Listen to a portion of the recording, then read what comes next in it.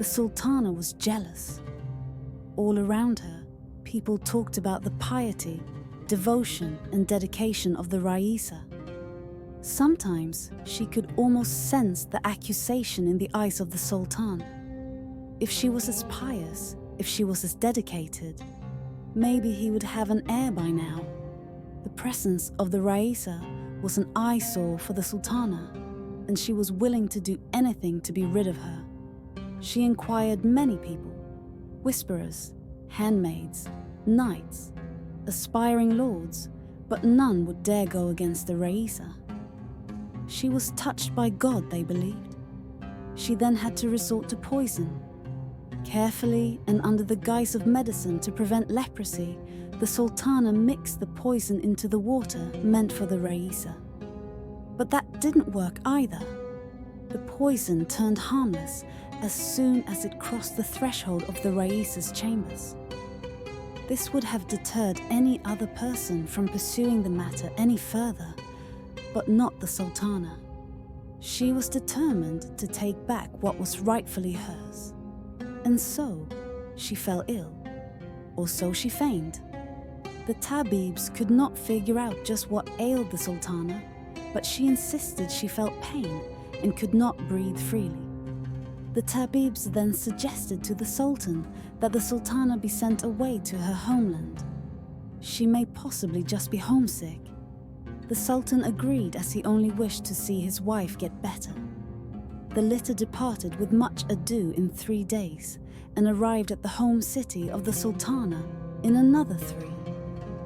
She remained very busy and content with the people, relatives and old friends visiting her to inquire after her good health.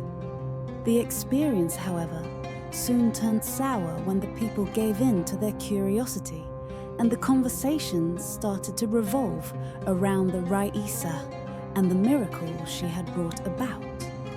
However, she was smart enough to know better.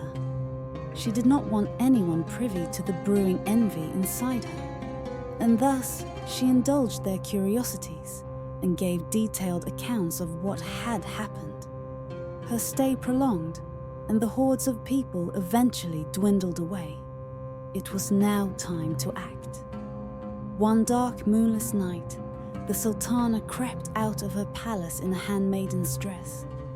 One of her guards followed her closely behind. Not too close, but just close enough.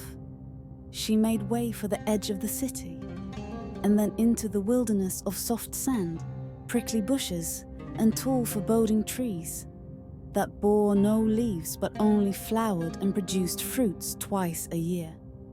Deep within the wilderness, hidden behind a stony hill, a humble mud house awaited her.